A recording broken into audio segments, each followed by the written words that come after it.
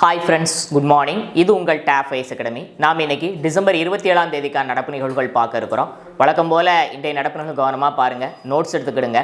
ஈவினிங்கில் நடைபெறக்கூடிய டெய்லி கன்ஃபரன்ஸில் மறக்காமல் கலந்துக்கிடுங்க. தேர்வானது டெலகிராம் ஆப்பில் நம்மளுடைய டேப் ஐஏஎஸ் அகாடமி அப்படிங்கிற சேனல் நடைபெறும். இதுவரைக்கும் யாரும் நம்மளுடைய சேனலில் ஜாயின் பண்ணாமல் இருந்தீங்கன்னு சொன்னால் உங்களுடைய மொபைல் ஃபோனில் டெலகிராம் ஆப் இன்ஸ்டால் பண்ணி மறக்காமல் சர்ச் பாக்ஸில் டேப் ஐஏஎஸ் அகாடமி சர்ச் பண்ணிங்கன்னு சொன்னால் நம்முடைய குரூப்பில் ஈஸியாக ஜாயின் பண்ணிக்கலாம்.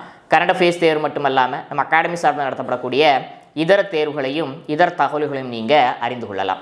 ரைட், இன்றைய நடப்பு நிகழ்வுகளில் நம்ம முதல்ல பார்க்கக்கூடிய புத்துணர்ச்சி வாக்கியம் பார்த்தீங்கன்னு சொன்னால், சிறிய விஷயங்களின் தொடர் நிகழ்வுகளே பெரிய விஷயங்கள் ஆகின்றன. சரிங்களா?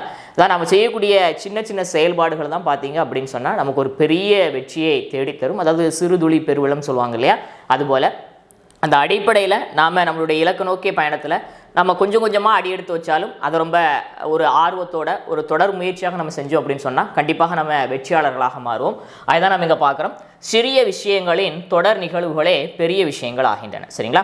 ரைட், நாம் இன்றைய நடப்பு நிகழ்வுகளில் முதல்ல பார்க்கக்கூடிய தகவல் என்ன அப்படின்னு சொன்னால், டிசம்பர் 27ஆம் தேதியான இன்றைய தினம் முழு உலகத்தில் அனுசரிக்கப்படக்கூடிய தினம் ஒன்று பார்க்க இருக்கிறோம். என்ன தினம் அப்படின்னு சொன்னால், international day of epidemic preparedness, அதாவது தொற்று நோய் தயாரிப்புக்கான சர்வதேச தினம். 2020 கொரோனா பேண்டமிக் காலகட்டத்தில் பார்த்தீங்க அப்படின்னு சொன்னால் இந்த முழு உலகமே ஒரு பெரும் தொற்று நோயை சந்திப்பதில், அதை எதிர்கொள்வதில் ஒரு பெரிய முடக்கத்தை சந்திச்சாங்க. ஏன்னா உலகினுடைய பல்வேறு நாடுகளில் பார்த்தீங்கன்னு சொன்னால் மருத்துவர்களுக்கு பற்றாக்குறை, ஆக்சிஜன் சிலிண்டர்களுடைய பற்றாக்குறை, மருத்துவ சாதனங்கள் உபகரணங்களுக்கான பற்றாக்குறைன்னு சொல்லி ஒரு பெரிய பற்றாக்குறை. ஏன்னு சொன்னால் உலகம் அந்த மாதிரியான ஒரு பேரழிவை, ஒரு பெரிய எபிடமிக்கை என்ன பண்ணதில்லைன்னு சொன்னால் ஒரு நேரத்தை சந்திச்சதில்லை.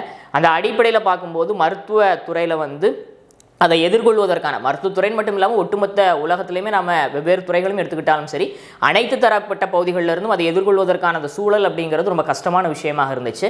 அதனால் ஐநா என்ன பண்ண ஆரம்பித்தாங்க அப்படின்னு சொன்னால், இனி வரக்கூடிய காலகட்டங்களில் இந்த மாதிரியான ஒரு பேண்டமிக்கை நம்ம சந்திச்சோம் அப்படின்னு சொன்னால் அதற்கு முன்கூட்டியே ஒரு தயார் நிலையில் இருக்கணும். அது குறித்த புரிதலை உலக நாடுகளுக்கிடையே மக்களுக்கிடையே ஏற்படுத்தணும் அப்படிங்கிறதற்காக கடந்த ஒரு சில ஆண்டுகளாக இந்த தினத்தை ஆண்டுதோறும் டிசம்பர் 27ஆம் தேதி அனுசரிக்கிறாங்க. அந்த அடிப்படையில் டிசம்பர் 27ஆம் தேதி தினம் பார்த்தீங்கன்னு சொன்னால் தொற்று நோய் தயாரிப்புக்கான சர்வதேச தினமாக அனுசரிக்கப்படுகிறது. ஏன்னா உலகினுடைய பல்வேறு பகுதிகளில் திடீர் என பார்த்தீங்க அப்படின்னு சொன்னால் பல்வேறு வகையான தொற்று நோய்கள் ஏற்பட்டு கொண்டே இருக்குது. இப்போ இதை சந்திக்கணும், இதை எதிர்கொள்ளணும் அப்படின்னு சொன்னால் அதற்கு நாம வருமுன் காப்போம் அப்படிங்கிற அடிப்படையில் முன்னெச்சரிக்கை நடவடிக்கைகள் தயாரிப்பு சரியான முறையில் செஞ்சிருக்கணும். அது குறித்து ஒரு புரிதலுக்கான தினமாகத்தான் இந்த தினம் அனுசரிக்கப்படுகிறது அப்படிங்கிறத நாம் இந்த இடத்துல பார்க்குறோம். சரியா? இப்போ முழு உலகத்திலையும் தொற்று நோயை எதிர்கொள்வதற்கான தயார் நிலையில் உலக நாடுகள் இருக்கணும் அப்படிங்கிறதற்காக ஆண்டுதோறும் டிசம்பர் 27ஆம் தேதி international day of epidemic preparedness அனுசரிக்கப்படுகிறது அப்படிங்கிறத நாம் இந்த இடத்துல பார்த்தோம். சரிங்களா? அடுத்த பார்க்கக்கூடிய தகவல் என்ன அப்படின்னு சொன்னால், வரையாடுகளுடைய கணக்கெடுப்பு. அதாவது தமிழ்நாட்டினுடைய மாநில விலங்காக பார்த்தீங்க அப்படின்னு சொன்னால் நீலகிரி வரையாடு இருக்கிறது. இந்த நீலகிரி வரையாடு இருக்கக்கூடிய அந்த வசிப்பிடங்களுடைய அந்த மொத்த இடம் அப்படிங்கிறது பார்த்தீங்கன்னு சொன்னால் நாளுக்கு நாள் சுருங்கி கொண்டே வருகிறது. அதாவது அந்த இட நெருக்கடியின் காரணமாக, இடம் சுருங்கி வருவதன் காரணமாக வரையாடுகளுடைய எண்ணிக்கையும் என்ன செஞ்சுக்கிட்டு இருக்குன்னு சொன்னால் கொஞ்சம் கொஞ்சமாக குறைஞ்சிக்கிட்டு இருக்குது. இப்போ இந்த சூழ்நிலையில தான் தமிழ்நாட்டினுடைய மாநில விலங்கான அந்த நீலகிரி வரையாடுகளை பாதுகாக்கணும் அப்படிங்கிறதுக்காக 2022 தமிழ்நாடு அரசாங்கம் என்ன பண்ணுதாங்கன்னு சொன்னால் நீலகிரி வரையாடு பாதுகாப்பு திட்டம் அப்படிங்கிற பேரில் ஒரு திட்டத்தை இந்தியாவிலேயே ஒரு முன்னோடி திட்டமாக, முதல் திட்டமாக தமிழ்நாட்டில் அறிமுகப்படுத்தி இருக்கிறாங்க. அதன் அடிப்படையில் பார்த்தீங்கன்னு சொன்னால் ஒவ்வொரு ஆண்டுகளும் நீலகிரி வரையாடுகளுடைய எண்ணிக்கை கணக்கெடுக்கப்படுகிறது.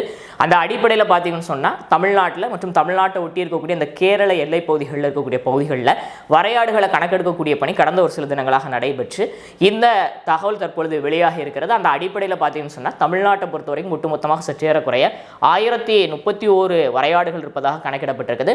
அதில் குறிப்பாக பார்த்தீங்க அப்படின்னு சொன்னால் முதுமலை முக்கூர்த்தி தேசிய பூங்கால சற்றேறக்குறைய 203 வரையாடுகள் இருப்பதாகவும் அந்த கணக்கெடுப்பில் சொல்லப்பட்டிருக்கு அப்படிங்கிறத பார்க்குறோம்.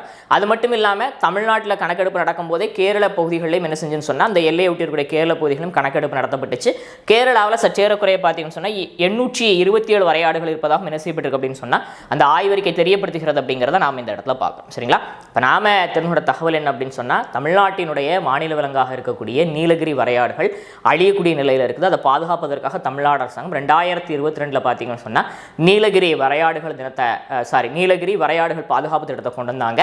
அந்த அடிப்படையில் தற்பொழுது தமிழ்நாட்டில் நீலகிரி வரையாடுகளுக்கான கணக்கெடுப்பு பணி நடந்துச்சு. அதில் ஒட்டுமொத்தமாக தமிழ்நாட்டில் 1031 வரையாடுகள் இருப்பதாக கணக்கிடப்பட்டிருக்குது. அதில் அதிகமாக பார்த்தீங்கன்னு சொன்னால் தமிழ்நாட்டில் முதுமலை முக்கூர்த்தி தேசிய பூங்கால 203 வரையாடுகள் இருக்குது.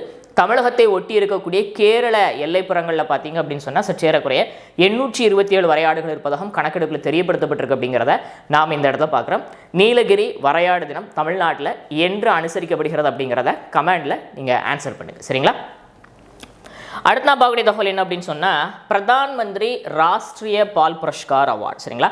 அதாவது பார்த்தீங்க அப்படின்னு சொன்னால் நம்ம டிசம்பர் 26ஆம் தேதியாக நேற்றைய தினம் பார்த்தீங்கன்னு சொன்னால் இந்தியாவில் வந்து வீர்பால் திவாஸ் அனுசரிக்கப்படுகிறது அப்படிங்கிறத பார்த்தோம். அதாவது குரு கோவிந்த் சிங்களுடைய 2 மகன்கள் ஜொராவர் சிங் அண்ட் ஃபதே சிங் வந்து அவங்க 2 பேரும் வந்து முகலாய ஆட்சியாளர்களால் படுகொலை செய்யப்படுவாங்க.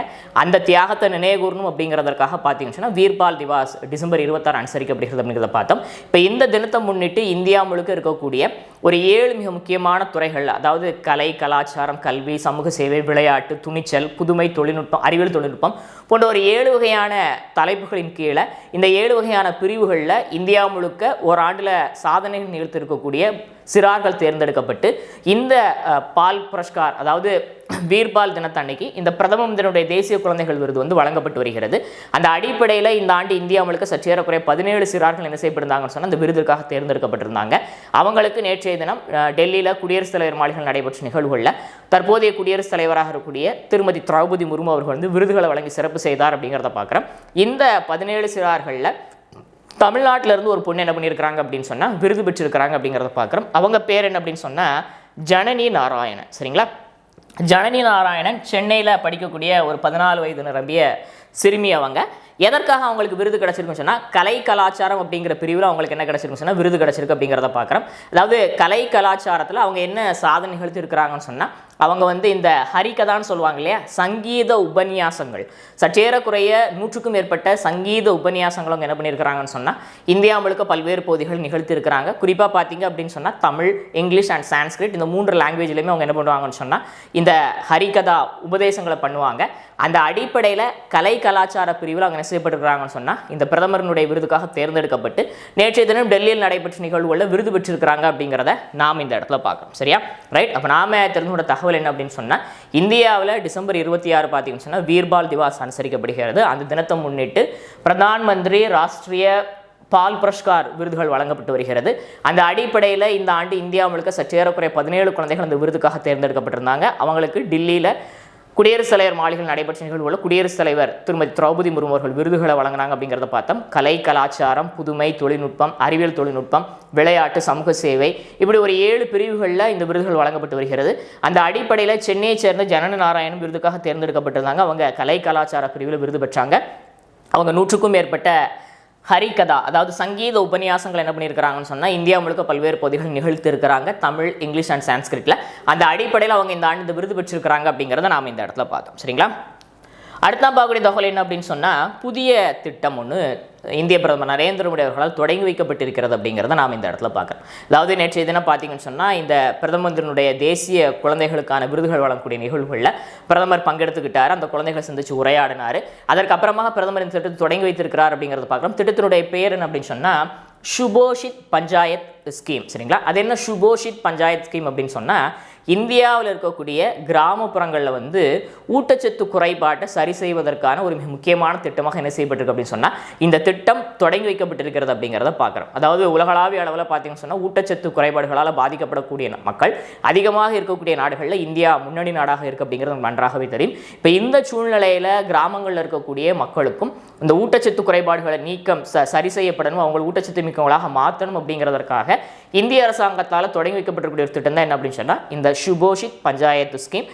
அதாவது இந்தியாவில் இருக்கக்கூடிய ஒவ்வொரு மக்களினுடைய நல்ல ஆரோக்கியத்தையும் உறுதி செய்வதை நோக்கமாக கொண்டு என்ன செய்யப்பட்டிருக்கு அப்படின்னு சொன்னால் குறிப்பாக கிராமப்புறங்களில் ஊட்டச்சத்து குறைபாடுகளை நீக்குவதற்காக தற்பொழுது இந்த சுபோஷித் பஞ்சாயத்து திட்டம் தொடங்கி வைக்கப்பட்டிருக்கிறது அப்படிங்கிறத நாம் இந்த இடத்துல பார்க்கணும். சரிங்களா? நெக்ஸ்ட் நான் பார்க்கக்கூடிய தகவல் என்னன்னு சொன்னால் 18வது மக்களவைத் தேர்தல் நமக்கு நன்றாக தெரியும். கடந்த ஒரு சில மாதங்களுக்கு முன்னால் நிறைவடைந்து புதிய பிரதமர்லாம் பொறுப்பேற்றாங்க, நம்ம பார்த்துருப்போம். நாமளும் கூட தேர்தலில் ஓட்டெலாம் பண்ணியிருப்போம். இப்போ இந்த தேர்தல் குறித்த சரியான தகவல்களை, அதாவது ஏற்கனவே தகவல்கள் நிறைய வெளியாயிருக்குது. இருந்தாலும் இறுதிக்கட்ட தகவல்கள் என்ன பண்ணியிருக்கு அப்படின்னு சொன்னால் இந்திய தேர்தல் ஆணையம் வெளியிட்டிருக்கிறாங்க அப்படிங்கிறத நாம் இந்த இடத்துல பார்க்குறோம். சரிங்களா? அந்த அடிப்படையில் பார்த்தீங்க அப்படின்னு சொன்னால் நடந்து முடிந்த அந்த 18வது மக்களவைத் தேர்தலில் ஆண் வாக்காளர்கள், அதாவது மொத்த வாக்காளர்களை சற்றேறக்குறைய 65.55% என்ன பண்ணியிருக்கிறாங்கன்னு சொன்னால் ஓட் பண்ணியிருக்கிறாங்க. பெண்களை பொறுத்த வரைக்கும் பார்த்தீங்கன்னு சொன்னால் 65.78% பெண்கள் என்ன பண்ணியிருக்கிறாங்கன்னு சொன்னால் ஓட் பண்ணியிருக்கிறாங்க. இதன் மூலமாக இந்தியாவில் நடைபெற்ற இந்த 18வது மக்களவைத் தேர்தலில் ஆண்களை விட பெண்களை என்ன பண்ணியிருக்கிறாங்கன்னு சொன்னால் அதிகமாக ஓட் பண்ணியிருக்கிறாங்க அப்படிங்கிறத பார்க்குறோம். அதாவது மொத்த வாக்காளர்கள் இந்த 18வது மக்களவைத் தேர்தலை பொறுத்த வரைக்கும் இந்தியாவை பொறுத்த வரைக்கும் பார்த்தீங்கன்னு சொன்னால் சற்றேறக்குறைய 97.97 கோடி வாக்காளர்கள்.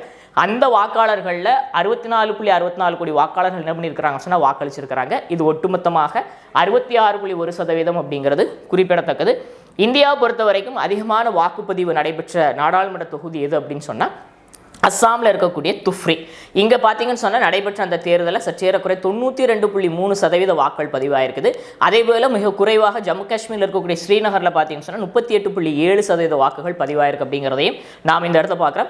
இந்தியாவை பொறுத்த வரைக்கும் ஒட்டுமொத்தமாக நோட்டாவுக்கு பார்த்தீங்கன்னு சொன்னால் 63,71,839 வாக்கள், அதாவது ஒட்டுமொத்த வாக்குப்பதிவு சதவீதத்தில் 0.99%, சற்றேறக்குறை தோராயமாக 1% வாக்குகள் தான் பார்த்தீங்கன்னு சொன்னால் இந்தியா முழுக்க நோட்டாவிற்கு பதிவாகிருக்கு அப்படிங்கிறத நாம் இந்த இடத்துல பார்க்குறோம். சரிங்களா?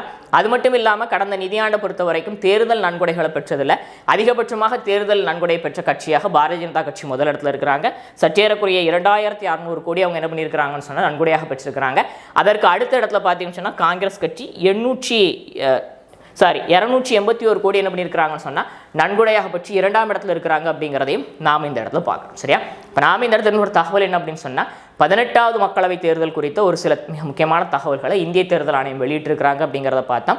அந்த அடிப்படையில் பார்த்தீங்க அப்படின்னு சொன்னால் இந்தியாவில் இந்த 18வது மக்களவைத் தேர்தலில் வாக்களித்த மொத்த வாக்காளர்களுடைய சதவீதம் எவ்வளோ அப்படின்னு சொன்னால் 65.55% ஆண் வாக்காளர்கள். பெண் வாக்காளர்கள் எத்தனை சொன்னால் 65.78% பெண் வாக்காளர்கள் தான் அதிகமாக ஓட் பண்ணியிருக்கிறாங்க.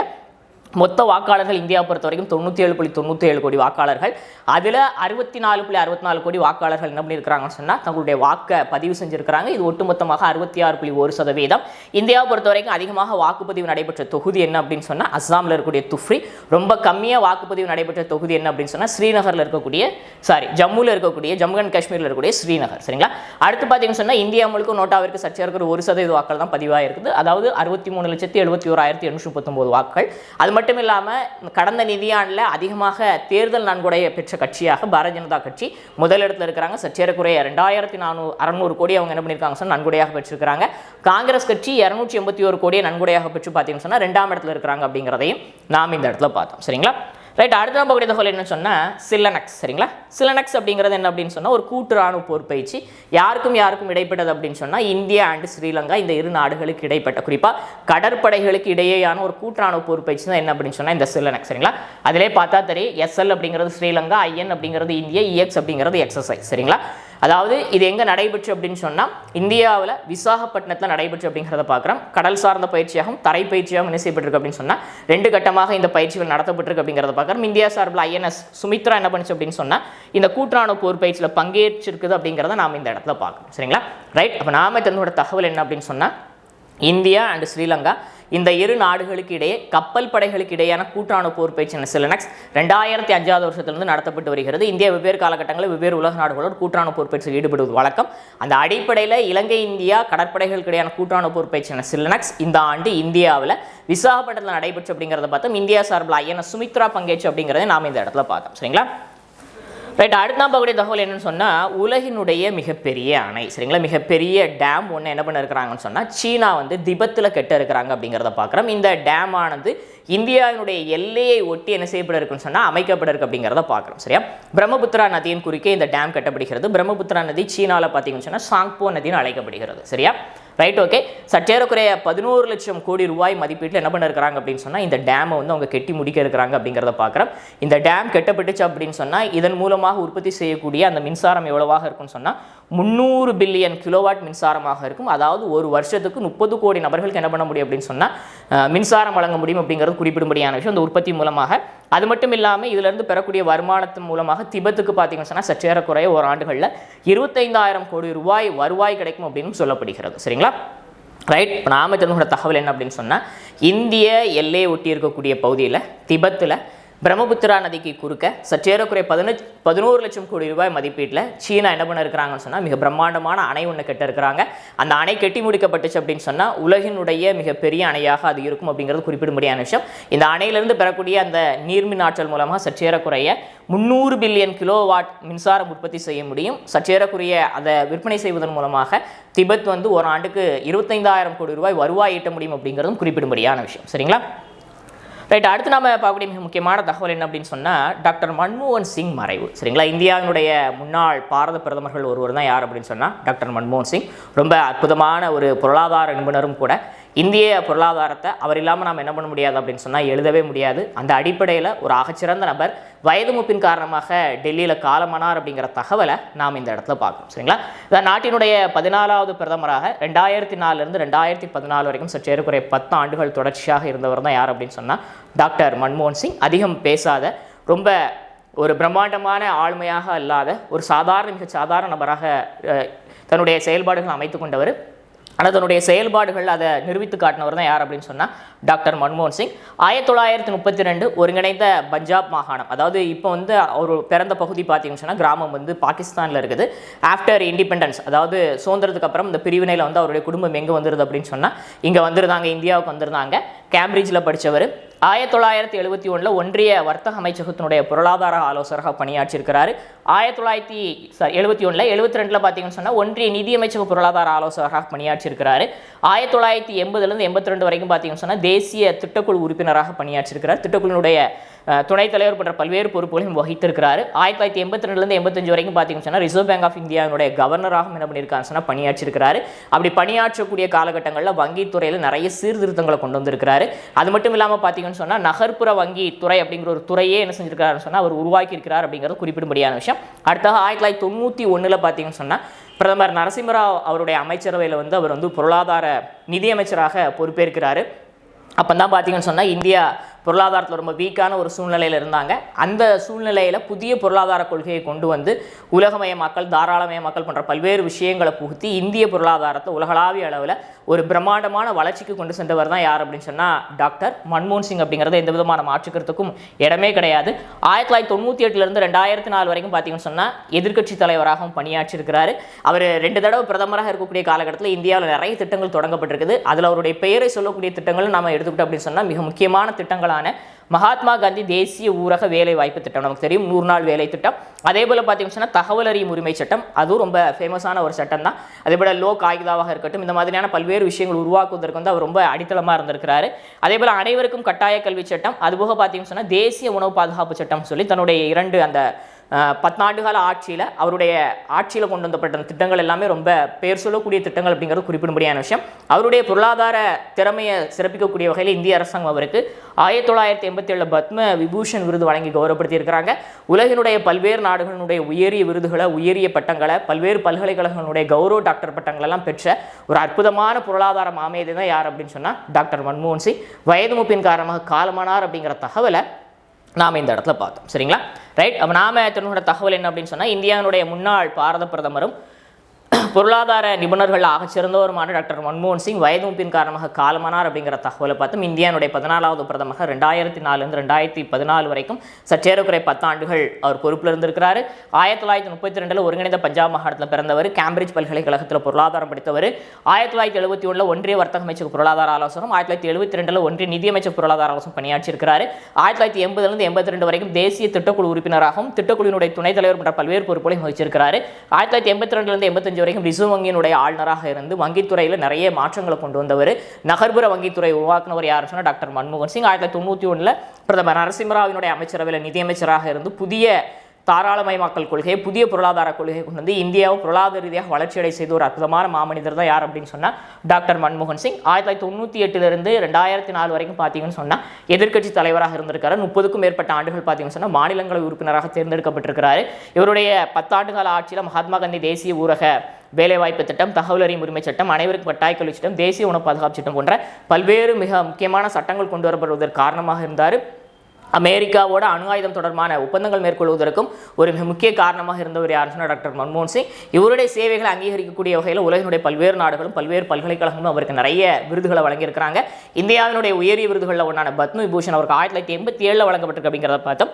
92 வயதில் வயது மூப்பின் காரணமாக, முதுமையின் காரணமாக, உடல்நலக் குறைவின் காரணமாக டெல்லி எய்ம்ஸ் மருத்துவமனையில் நேற்றிரவு காலமானார் அப்படிங்கிற தகவலை நாம் இந்த இடத்துல பார்த்தோம். சரிங்களா?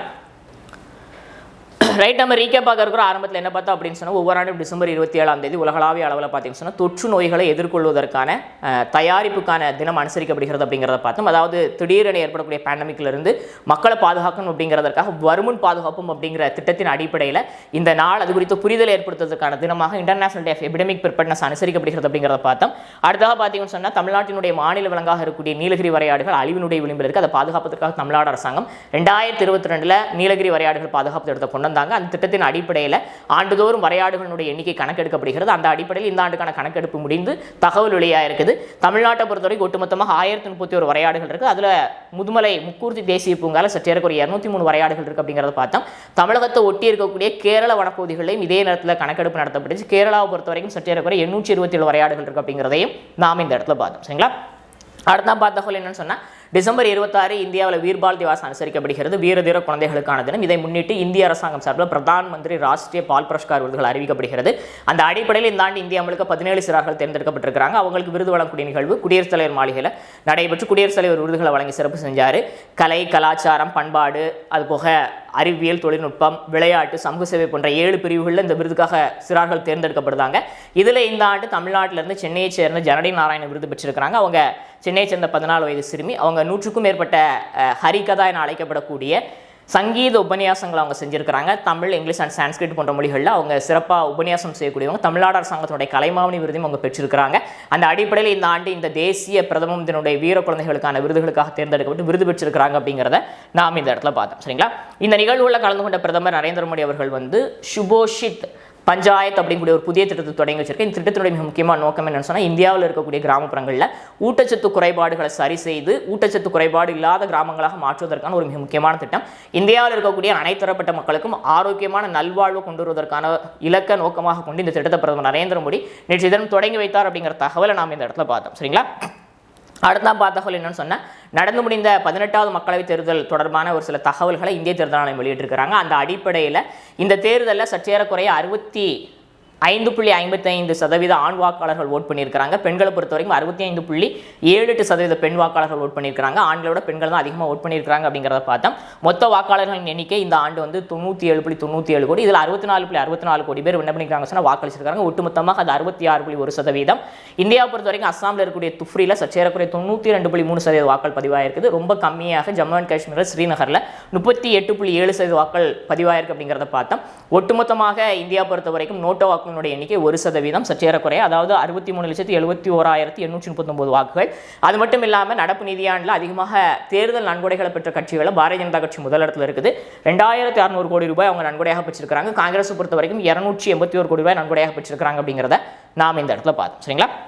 அடுத்து இந்தியா, இலங்கை இந்த இரு நாடுகளுக்கு இடைப்பட்ட கடற்படைகளுக்கு இடையான கூட்டான போர் பயிற்சியான சிலனக்ஸ் பார்த்தீங்கன்னு சொன்னால் இந்த ஆண்டு வந்து விசாகப்பட்டினத்தில் நடத்தப்பட்டுச்சு அப்படிங்கிறத பார்த்தோம். 2005 வருஷத்திலிருந்து இந்த இரு நாடுகளுக்கு இடையான கூட்டான போர் பயிற்சி நடைபெற்று வருகிறது. இந்தியா சார்பில் இந்த ஆண்டு INS சுமித்ரா இதில் பங்கேற்று அப்படிங்கிறத நாம் இந்த இடத்துல பார்த்தோம். சரிங்களா?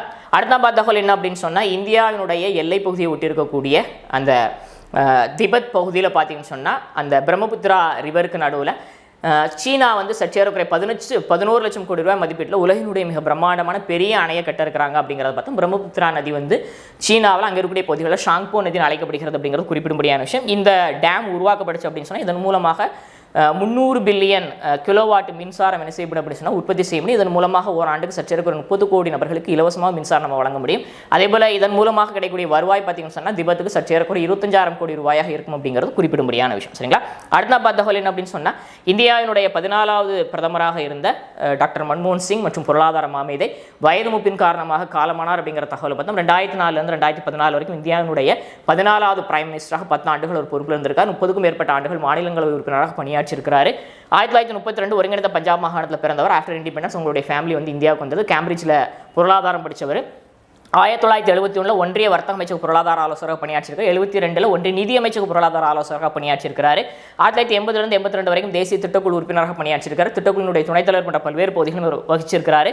1982 85 வரைக்கும் ரிசர்வ் வங்கியினுடைய ஆளுநராக பணியாற்றிருக்காரு. அந்த சூழ்நிலையில் ரிசர்வ் வங்கியில் பல்வேறு சட்ட திருத்தங்களை கொண்டு வந்து அதன் மூலமாக ரிசர்வ் வங்கியை மேம்படுத்தி இருக்கிறாரு. நகர்ப்புற வங்கித்துறையை உருவாக்குனவர் அவர் தான் அப்படிங்கிறது குறிப்பிடும்படியான விஷயம். அடுத்தது பார்த்தீங்கன்னா 1991 பிரதமர் நரசிம்மராவ் அவர்களுடைய அமைச்சரவையில் நிதியமைச்சராக பொறுப்பேற்று புதிய பொருளாதார கொள்கைகளை அறிமுகப்படுத்தி இந்தியாவை ஒரு உலகமயமாக்கல தாராளமயமாக்கல ஒரு மேம்பட்ட நிலை கொண்டு போனவர் தான் யார் அப்படின்னு சொன்னால் டாக்டர் மன்மோகன் சிங் அப்படிங்கிறது குறிப்பிடும்படியான விஷயம். 1998 2004 வரைக்கும் எதிர்க்கட்சி தலைவராக பணியாற்றிருக்கிறார். இவருடைய 10 ஆண்டுகள் ஆட்சி காலத்தில் இந்தியாவில் மிக முக்கியமான திட்டங்களாக பார்த்தீங்கன்னா மகாத்மா காந்தி தேசிய ஊரக வேலைவாய்ப்பு திட்டம், அதாவது 100 நாள் வேலை திட்டம், அடுத்த தகவல் உரிமை சட்டம், அனைவருக்கும் கட்டாய கல்வி சட்டம், தேசிய உணவு பாதுகாப்பு சட்டம் போன்ற மிக முக்கியமான சட்டங்கள் கொண்டு வரப்பட்டிருக்குது. உலகினுடைய பல்வேறு நாடுகளுடைய விருதுகளையும் பெற்றிருக்கிறார். பல்வேறு பல்கலைக்கழகங்களுடைய டாக்டரேட் பட்டங்களையும் பெற்றிருக்கிறார். இந்திய அரசாங்கம் இவருடைய சேவை அங்கீகரிக்கக்கூடிய வகையில் 1987 இவருக்கு பத்ம விபூஷன் விருது வழங்கி கௌரவப்படுத்தியிருக்காங்க அப்படிங்கிறத பார்த்தோம். வயது மூப்பின் காரணமாக காலமானார் அப்படிங்கிற தகவலை நாம் இந்த இடத்துல பார்த்தோம். சரிங்களா? இன்றைய நடப்பு நிகழ்வுகள் உங்களுக்கு பயனளிக்கக்கூடிய வகையில் இருந்திருக்கும் நான் நினைக்கிறேன். இந்த வீடியோ உங்களுக்கு பிடிச்சிருன்னு சொன்னால் லைக் பண்ணுங்க, ஷேர் பண்ணுங்க, சப்ஸ்கிரைப் பண்ணுங்க. மறக்காம ஈவினிங்கில் நடைபெறக்கூடிய டெய்லி கரண்ட் அஃபேர்ஸில் கலந்துக்கிடுங்க. உங்களது வேல்யூபிள் கமெண்ட்ஸை கமெண்ட் பாக்ஸில் பதிவிடுங்க. தேங்க்யூ.